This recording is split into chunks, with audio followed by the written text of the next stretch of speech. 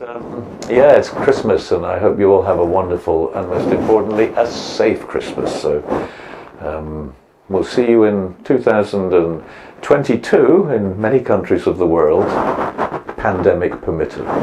Have a great Christmas and a very happy New Year.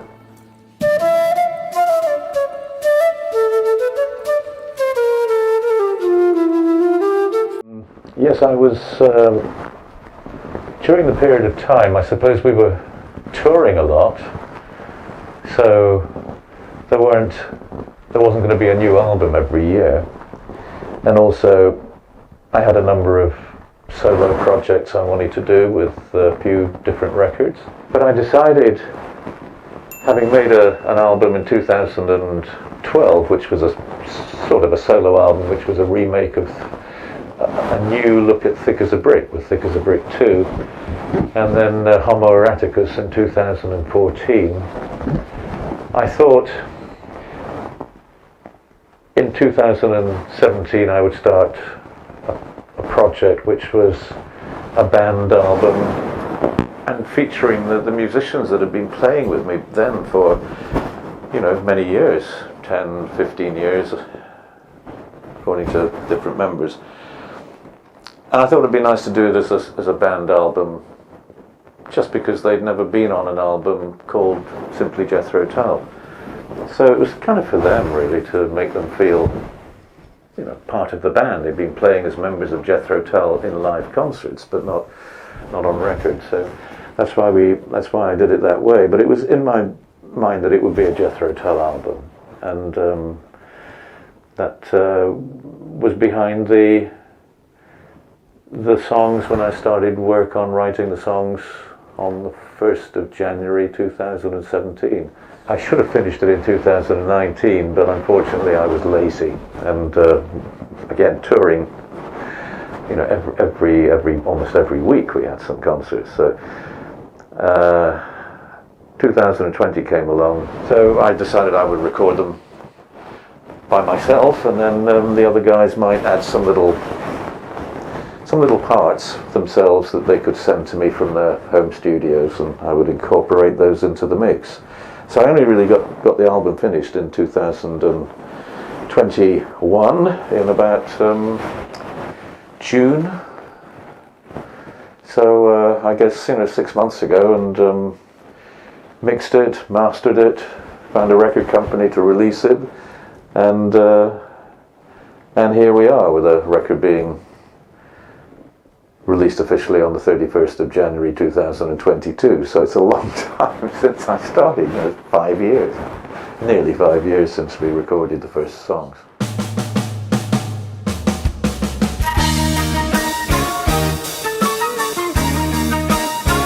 Yes, it changed, I think at the end of the analog era is when I stopped working in commercial studios. Well, in fact, I owned my own studios in London, Maison Rouge Studios, and the Mobile Truck as well from the mid-70s.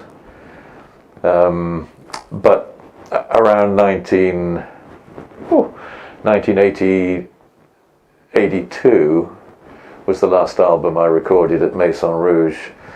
And that was the beginning, that's a crossover between the analog era and the beginning of the digital era. And that's when I decided I'd build a studio at home, and to begin with I was working with analog, and then during 83, 84, 85, 86 there was a gradual change using digital technology, but in terms of being all digital. Analog technology still in music making today, at least in my kind of music making, because you pick up a musical instrument and you play it. And as you're using a microphone that is, in some cases, the same microphone that might have been used, 50 years ago. And many microphones which are of that vintage, even though they might have been made 6 months ago, they're still identical to microphones in the 60s or 70s. As are guitars, the Fender Strat and its derivatives on the one hand, and the Gibson Les Paul and its derivatives on the other. These are instruments that just go on and on, like the Boeing 737, on and on. like the 9mm parabellum pistol ammunition, on and on. Like Leica cameras or Rolex watches, on and on and on. It's some things are with us for, been with us for 50 years or 100 years, and they're still the state of the art. So, Boehm invented his first Boehm system concert flute 100 years before I was born. So 174 years ago, Theobald Boehm came up with a flute design, and wow, this changed the whole face of the flute in classical music and for me in rock music. So these things just go on and on, just like Mick Jagger, whose trousers go on and up and down. Mick Jagger is still, I think, quite an adventurous rock star in terms of womanizing or whatever. So yeah, when people ask me, how are you feeling? I say, oh, well, up and down, a bit like Mick Jagger's trousers. It's a kind of a compliment.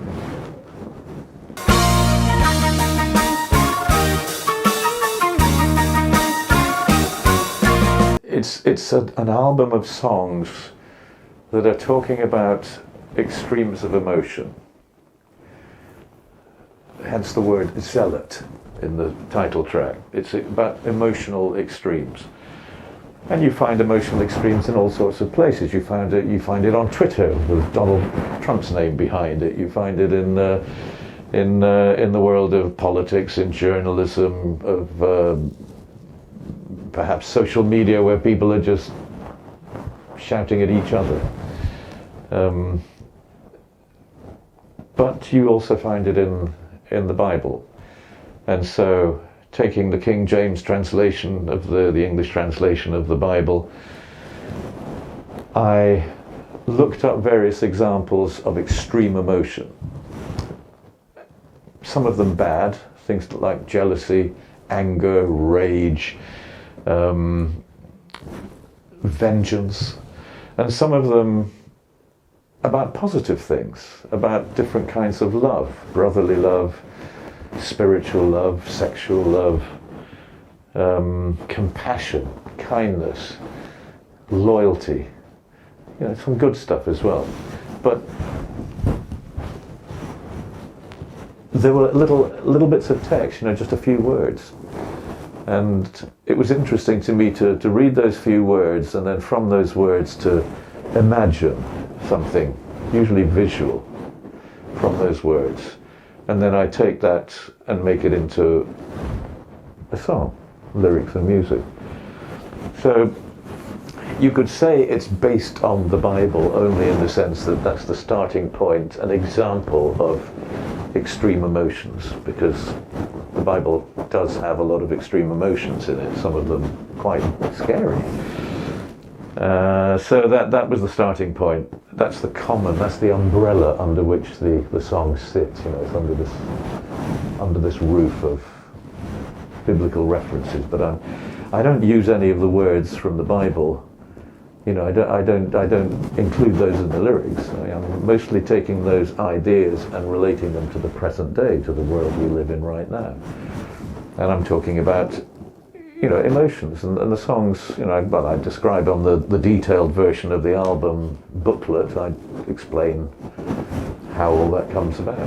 Usually with every album project for some years, I sit down on January the 1st at 9 o'clock in the morning, and I go into a private space, and I have my laptop computer, my guitar, my flute, my phone, so I can make a little simple recording of some ideas. And at 9 o'clock, I start work, and something happens. I don't know what. I get a few ideas. So by lunchtime, I probably, got some ideas that will become 1 or 2 songs.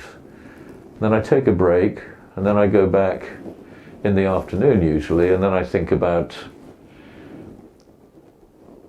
writing some words down that will be the topic of the song. Maybe it's a title, maybe it's a verse, maybe it's just a descriptive passage that I can develop into a song lyric. So I usually do the music in the morning and write lyrics in the afternoon.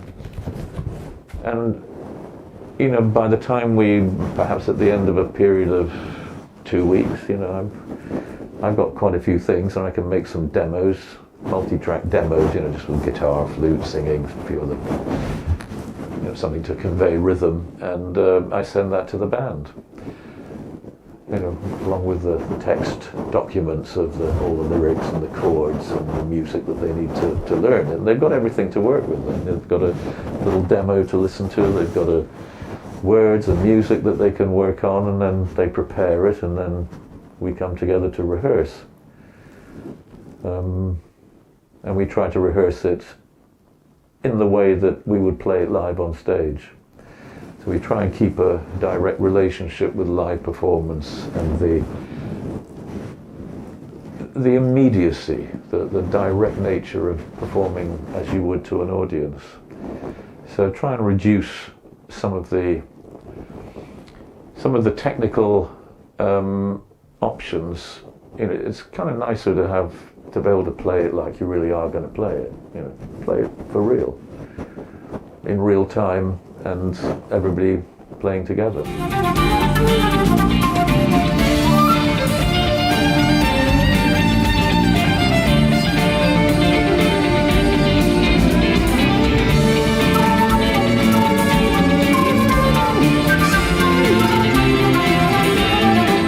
I have an interview to do with probably one of the the best known blogger in the USA, who's known to everybody in the music industry and has been since the beginning of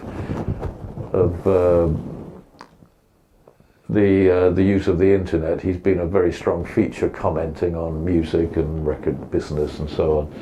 And he wants to do an interview with me. And I know one of the topics is going to be about the Hall of Fame, because he's one of those people who's always saying, oh, Jethro Tull should be in the Rock and Roll Hall of Fame.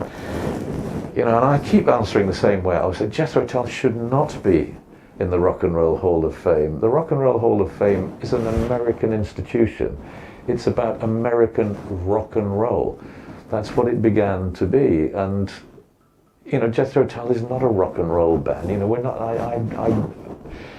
right at the beginning, you know, right at the very beginning, when I was a teenager, I listened to Black American blues. But from then on, I don't have any real connection with American rock music. I mean, there are some things I like, you know, I was always a fan of Captain Beefheart and Frank Zappa, or in a more sort of popular rock idiom, Foreigner. You know, some people I really admire and respect, and I can listen to their music and quite enjoy it.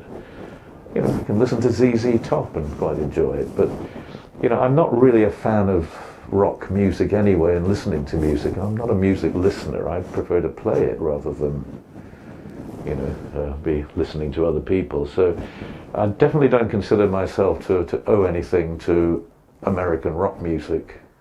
You know, my influences are more universal. You know, I'm very eclectic as a musician. I've heard many kinds of music from different cultures, different parts of the world, and all of that, you know, by the time I was 25 years old, I had by then enough in here that had come to me. I didn't need any more influence. I don't need to listen to anything. I have a huge amount of stuff in here when it comes to writing songs. And so I don't really feel very American. And I've been to the Rock and Roll Hall of Fame shortly after it opened, because they wanted to have some things of mine to put on display. So I gave them a flute and a stage clothes that I wore and some other bits and pieces. And I went to the Rock and Roll Hall of Fame, and I saw, you know, the stuff that I gave them, and I thought, well, it's okay, it's a bit of fun.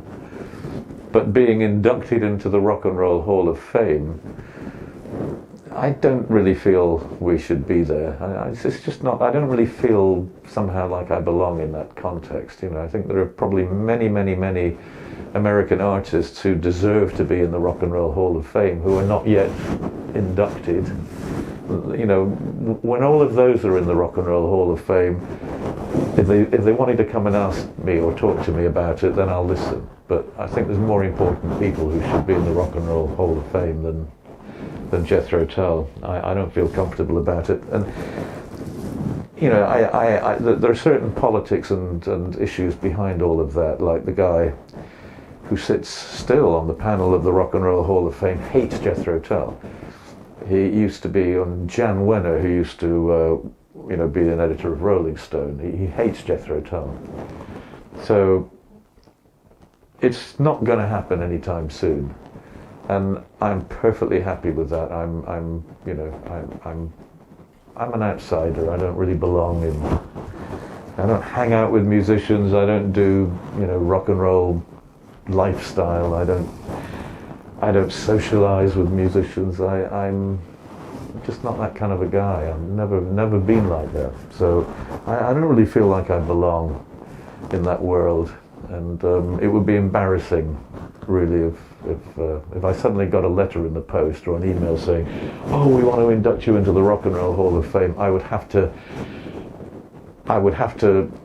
speak to my agent and make sure that I was booked to play a concert that night, so I couldn't go. I have to find a good excuse. I could say, "Oh, I'm sorry, you know, I'm just really, on that day that you do it, I'm afraid I'm washing my hair that day in 2023. I'm afraid I'm going to be washing my hair." But that's not a very good excuse anymore.